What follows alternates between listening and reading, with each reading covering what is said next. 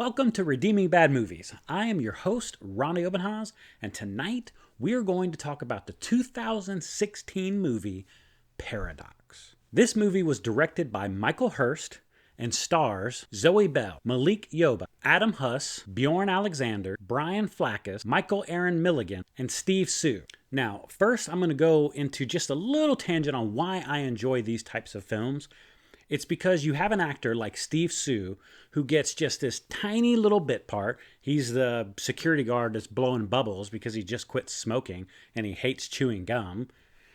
Plausible thing of what he's doing. But here's the thing. This guy delivers a line so effortless. And it's a ridiculous line, but he delivers it so well. The line is, hey, I'm just down here because I was blowing bubbles. Do you know of any situation where you could say that with a straight face? I'm just down here because I'm blowing bubbles? Really? That's your line? I'm telling you though, dude delivers it perfectly. Look, I get it. People are going to dog certain movies because maybe, they feel like it wasted their time, but I feel like people also don't take into account what they're actually watching. I mean, there's a little onus on the people watching the film. Like if you're scrolling through Netflix and you watched, Sharknado and you watched Mega Shark versus Giant Octopus and these kind of films, and it recommends you a film because you watched those, and let's say maybe you just kind of liked them, right? Maybe they weren't the best movies you ever saw, but you were like, yeah, okay, it's entertaining. And then it recommends you another movie, and then you watch that movie that it recommends, and you're coming away with, man, this movie was just a waste of my time. Well, what did you expect? It was recommended to you based on movies that you only kind of liked. So they're probably going to say, hey, here's one that you're probably kind of like. And that's kind of where this movie falls in for me, right? I kind of like this movie. Is it the best movie ever made? Well, no, of course not. I mean, come on, this is a channel called Redeeming Bad Movies, right? Is it a bad movie? In the sense of the term, I know, you're sitting there saying, oh, well, Ronnie, why do you call them bad movies? Well, because they're not lumped into the top, 1,000 of IMDb, right? But they still have value, right? People put in work to make this movie. People get in there, and every now and then you have an actor like Steve Sue who comes in and delivers a line, and you're like, man, it blew me away, right? Because I love finding those little diamonds. I mean, imagine if you went in and you saw this player, right? You went to a baseball game or a basketball game or something like that, and you're like, man, this game stunk. But that player was really good. I'm going to watch for him. Maybe he gets traded somewhere and you're like, oh, I remember that name. I'm going to watch for him. That's how some of these actors are for me in these movies, right? You find them and you're like, man, that person was really good. I'm going to start following that actor. One that comes to mind is Tim Abel.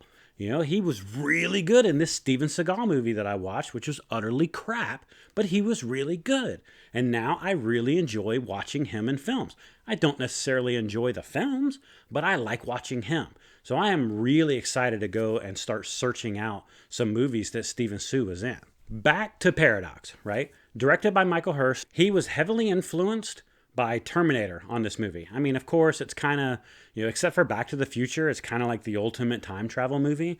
So this guy saying, hey, I'm going to write a time travel movie. And since it's kind of more serious, you're not going to have Back to the Future. So you go towards Terminator, right? Now, when I say heavily influenced by Terminator, I mean, we're talking heavily influenced. The main character played by Zoe Bell, her name is Gail. Most likely influenced by Gail Ann Hurd, who was a writer on Terminator as well as producer. You have the main protagonist, Jim, most likely James Cameron. You have a character in the movie named William Wishman, who is probably named after William Wister, who's another writer on Terminator. And then, of course, that William Wishman in the movie gets shortened to just Bill, which is probably Bill Paxton of the movie. In fact, there's a line in the movie uttered by the character of Randy of, game over, man, game over. And of course, made popular by Bill Paxton's character in Aliens, which is another James Cameron film. But I really think you need to give this movie a chance because time travel movies are always hard, right? We have found flaws in Back to the Future. We found flaws in Terminator. This movie's no different. But I feel like some of the warnings of the characters of, hey, we have to be careful as to not create a paradox. Oh, hey, there it is, the title of the film. We have to be careful not to create this paradox. I feel like they do a really good job of closing the loop. Now, one of the things that actually causes the whole time loop to happen, it's a little hard to get there, but it's not impossible to believe, right? You can kind of see how this character is going to do that. They mention in there when he goes through the portal, he's being caused brain damage.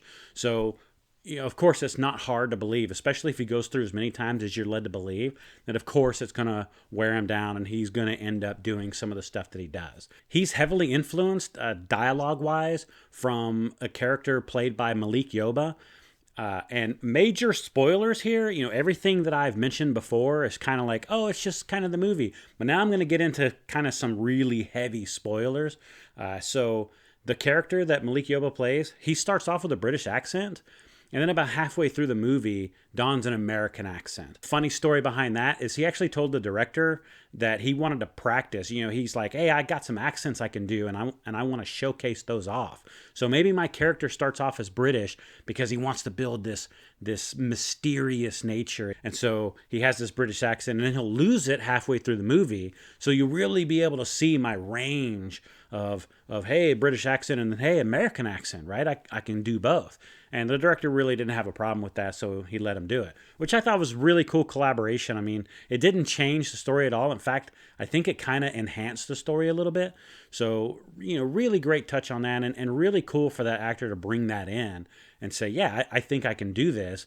And the director going with it, saying, yeah, okay, let's do it. So, as I mentioned before, Zoe Bell plays the character of Gale because the director, who's also the writer, wanted to have a strong female protagonist, similar to Terminator, right? Because Terminator hits kind of the beats of a horror movie. I know we typically think of it as like an action movie, but it really hits all the beats of a horror movie. It's got a lot of like scare sequences, a lot of just impending dread in it. You have this unstoppable killer who's constantly on the march, similar to your Jasons and your Michael Myers. But, this is Terminator, right? It's Arnold, going through.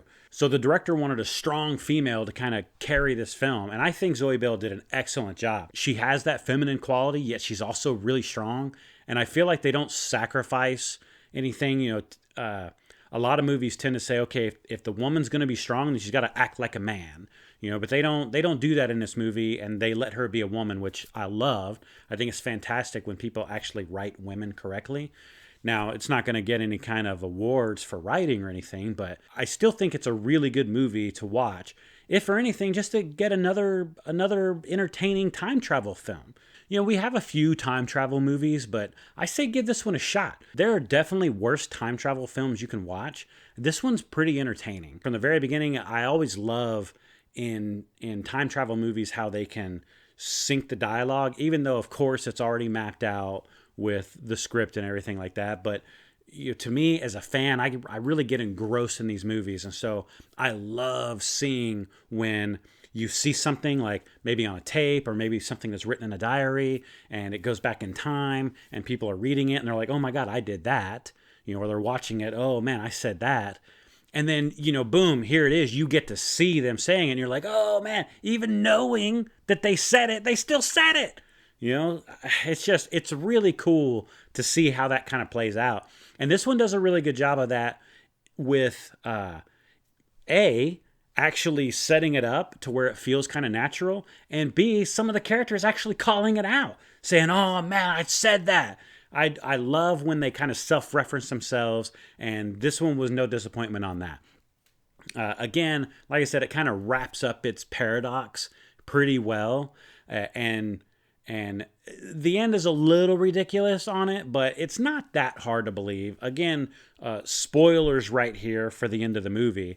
They kind of talk about how this Max Devlin character is, very difficult, and they're always referring to him as a he. And then you find out at the end of the movie that Gail, because she's an NSA agent, Gail, that's an assumed name, and her name is Maxine Devlin.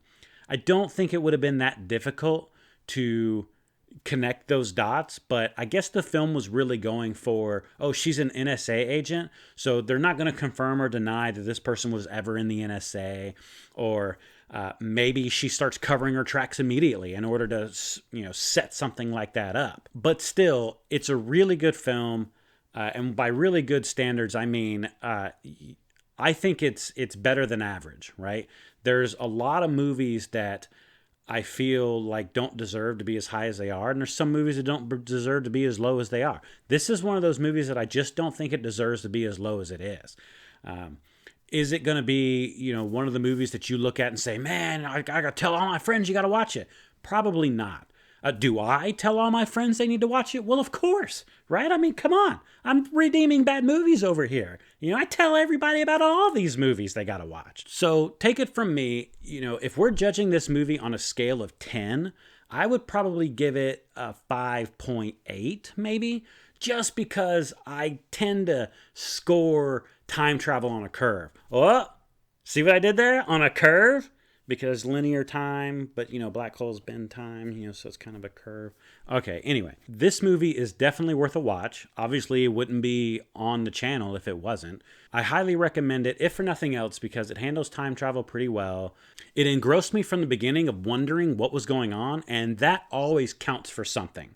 Because you may watch a movie and you might be disappointed by the ending, but if you were really tied and really invested into that beginning and that middle, and the end was the only thing that let you down, then that's got to count for something. You got to grade it on that curve. You really got to look at it and say, man, okay, you know what? The movie's not as bad. You can't just let the end ruin the whole thing, right? Because hey, if life's about the journey, you can't let the ending ruin all of it, right? You can't let the beginning or the middle. You got to judge the whole thing. And so in taking this whole movie into account, I would say it's better than average, and you should definitely watch it. I mean, you should. You should probably go right now. I mean, whatever you're doing, you should probably go. For real. Go on. Go on. No, you go. You go. You go. You go. Get out of here.